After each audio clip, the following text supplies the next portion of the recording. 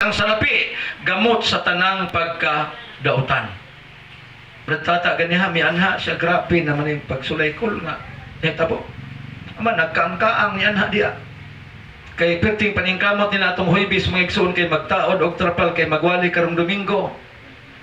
Na may kabutonon nga murag di gyud maabot og di sungkiton nya, wa man poy magamit nga sungkit. Kunya kay una-una niya, basketball player man po ng bata sa una. Naguna-una siguro siya nga maurag gihapon siya karon. Kaya na, di gilayatan, paglayat niya ang gikabot. Nakabuot niya, pero ang pagtugpa di na mao, kaya ang lubot na giuna pagtugpa.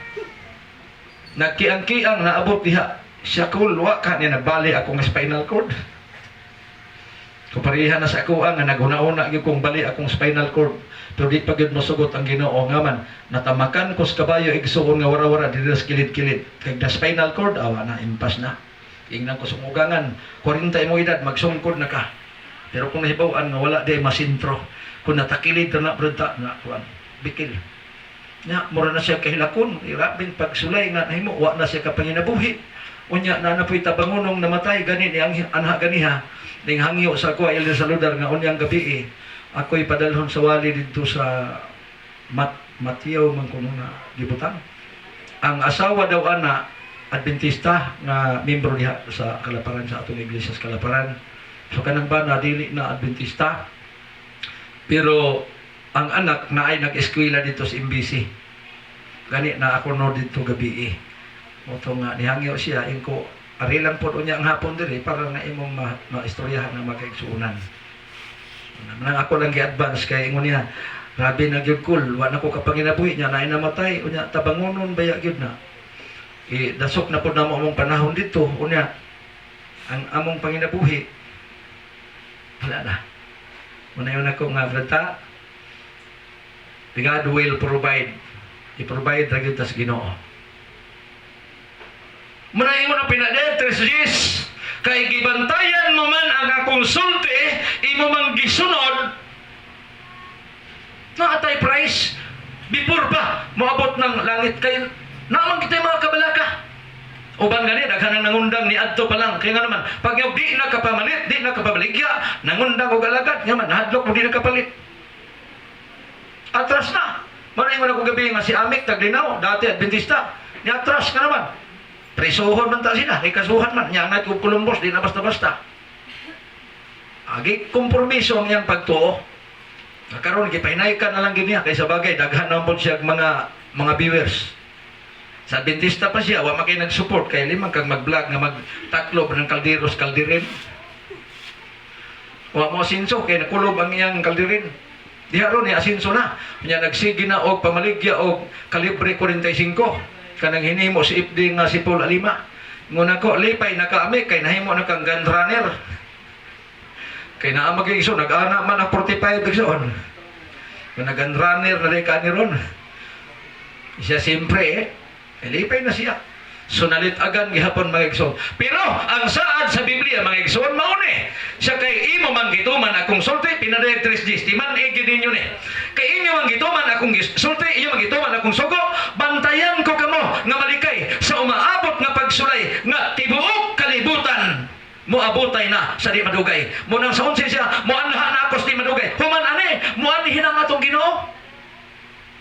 Ang ato lang paglahutay sukol sa pagsulay unsay atong armas 26:41 Mateo pagampo kamo kanunay aron dili mahidalinas sa mapanulay. Mao ra gini ato igsoon. Ang problema lang nato ug magsilat ka problema unya dili na ta mo sangpit sa Ginoo. Diya na kita mo samot og ka problema. Pasagdan nato ang Dios ng musulbat sa problema. O may Pastor Grosino pa, di ko kalimot yung masaya. Let the problem you. Kung sa manas Binisaya? Bisaya daw niyo, be? Problema nimo. Ha? Pasagdahin ninyo ang problema. Nga maproblema siya nimo, kay wag ka maproblema. Di ba? So mo ni magigsoon nga, ang atong problema, atong isandig kanunay sa Ginoo. Although na may mga pagsulay nga nagkalahi-lahi, pero ang Diyos nagpasalig na kita iyahagyong tabangan. Naingon ang 11, kupti pag-ayo ang inyong nabatunan aron walay makailog or makaagaw ni ini. Imagine si Moises Patay na, Judas 1:9. Ang yawa, gusto pag yun lang birahon si Moises. Tanawan nyo ang record. Pero ang manula mingon, badlungon kaunta sa Diyos. Ano man, gamay masipyat ni Moises, pero gitiman ang siyawa. Grabe ang yawa, 12 Gs pinadayag. Ang yawa magsusumbong. Munang kita na ning kamutan na ay mga depiktos o maigsuon nga ato mahulipan, matabunan sa gugma sa Ginoo. Ang yawa maning kamot gid po nagmaritis. Si Kuan o magawas na ra ba? Dili lang kay kana lang siyang nagbuhat kundi iangin pagid ng tanang mga SDA brother. Di ba? Makita gani ang tagagawas Adventista na nagkahulog-hulog sa kanal sa kahubog. Mawil nun ang Adventista tagpila ka tuig oy. Mga palahubog, mga Sabadista. Dito Miss Digos Maigson nagmensahe, Miss Brad Cabales. Nay, may buntag. Unsay nato ni ami sa kuan Philippine Publishing House. Unsa man na siya? So nag-introduce mig mga libro, mao kini, mao kana, mao kini, mao kana. Di ipasulod mi. Duging istoryan siya, unsa man day inyong pundok dong? Kami mga SDM, mga Seventh-day Adventist. Kanang Sabadista? Ko, si ay naami silingan ana.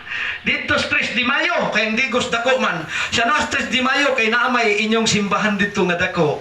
Naami sa likod nagpuyo, unya naami silingan dito nga kauban sulto ninyo kay SDM man, Seventh-day Adventist man ang simbahan.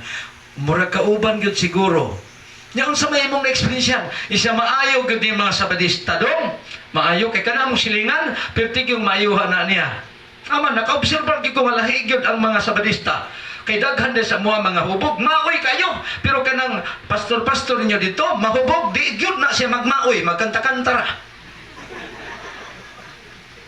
Kadi ay. Nailhan no? Nailhan. Si Ruben Sapico, sa nagliman pa siya,